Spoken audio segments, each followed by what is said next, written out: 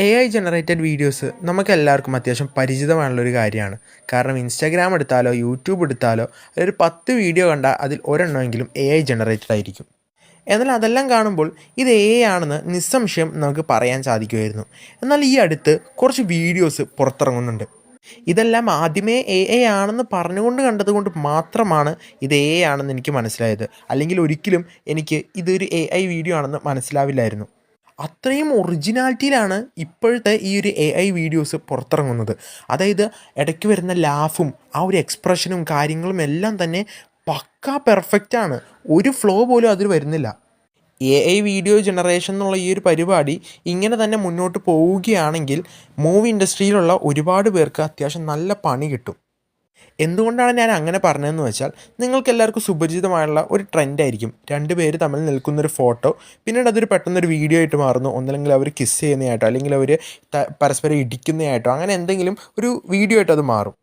അത് കാണുമ്പോൾ തന്നെ നമുക്ക് മനസ്സിലാവുമായിരുന്നു ഇത് AI ആണെന്ന്. പക്ഷേ ഈ വരുന്ന വീഡിയോസ് എല്ലാം നമുക്ക് ഒരു ചാൻസും തന്നെ തരുന്നില്ല എന്താണ് ഇത് AI ആണോ ഇത് റിയൽ ആണോ എന്ന്.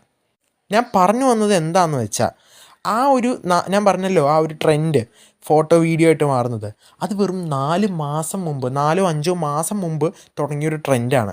സോ അത്രയും ഈ ഒരു ചെറിയൊരു ഗ്യാപ്പിനിടയിൽ ഇത്രയും വലിയ റെവല്യൂഷൻ ഉണ്ടാവാൻ സാധിക്കുകയാണെങ്കിൽ കൂടിപ്പോയ 1 വർഷം അല്ലെങ്കിൽ 1.5 വർഷം അതിനുള്ളിൽ തന്നെ ഒരു എൻറ്റയർ മൂവി തന്നെ AI വെച്ചുണ്ടാക്കാൻ സാധിക്കും. പ്രോംപ്റ്റ്സ് ഉപയോഗിച്ചുകൊണ്ട് ഇത്രയൊക്കെ ചെയ്യാൻ പറ്റുവാണെങ്കിൽ നിങ്ങൾ തന്നെ ഒന്ന് ചിന്തിച്ച് നോക്കുക. ക്യാമറ, എഡിറ്റിങ് അങ്ങനത്തെ പല പരിപാടികളും തന്നെ ഇല്ലാണ്ടാവും. മാത്രമല്ല സിനിമ പ്രൊഡ്യൂസ് ചെയ്യുന്നവർക്കും നല്ലൊരു ലാഭമായിരിക്കും. കാരണം ആക്ടേഴ്സിന് അങ്ങനെ നല്ല പൈസയൊന്നും കൊടുക്കണ്ടല്ലോ. കാരണം AI ആണല്ലോ മുഴുവൻ. ഞാൻ ആദ്യം വിചാരിച്ചു ഇവർക്ക് വേണമെങ്കിൽ ടോം ക്രൂസിൻ്റെ ലുക്കലേക്ക് പോലുള്ള ഒന്ന് ഉണ്ടാക്കിയിട്ട് ഇത് AI ആണ് അറിയാണ്ട് വന്നതാണെന്നൊക്കെ പറഞ്ഞാൽ പോരെയെന്ന്.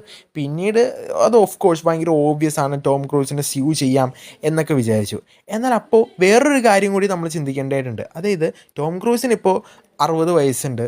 അദ്ദേഹത്തിന് ഇനിയും കുറേ നാളും അഭിനയിക്കാൻ പറ്റുമെന്ന് നമുക്ക് പറയാൻ പറ്റില്ല. അപ്പോൾ പുള്ളിക്കാരന് ആളുടെ ഫേസ് ഉപയോഗിക്കാനുള്ള എന്തെങ്കിലും ലൈസൻസ് പോലെ ഈ ഒരു AIക്ക് കൊടുക്കുകയാണെങ്കിൽ ഇനി അഭിനയിക്കുകയും വേണ്ട, വലിയ വലിയ ആക്ഷൻ സീൻസ് ഒന്നും ചെയ്യുകയും വേണ്ട, എന്നാൽ പുള്ളിക്കാരന് വേണ്ട സാലറി ഇങ്ങോട്ട് ലഭിക്കുകയും ചെയ്യും. അപ്പോൾ ആക്ടേഴ്സിനെ സംബന്ധിച്ച് നോക്കുമ്പോൾ അതായത് വലിയ സ്റ്റാർ വാല്യൂ ഉള്ള ഇദ്ദേഹത്തെ പോലുള്ള ആക്ടേഴ്സിനെ സംബന്ധിച്ചും ഇതൊരു തരത്തിലുള്ളൊരു അഡ്വാൻറ്റേജ് അല്ലേ. ഇതൊരു വലിയൊരു ബ്രേക്ക് ത്രൂ തന്നെയായിരിക്കും. പക്ഷേ ചിലവർക്ക് ഇത് നെഗറ്റീവായിട്ട് തന്നെ ഇത് അഫക്റ്റ് ചെയ്യും, ചിലവർക്ക് പോസിറ്റീവായിട്ട് വന്നെന്നും ഇരിക്കും. അപ്പോൾ എന്താണ് നിങ്ങളുടെ അഭിപ്രായം എന്ന് ഒന്ന് താഴെ കമൻറ്റിലൂടെ അറിയിക്കുക.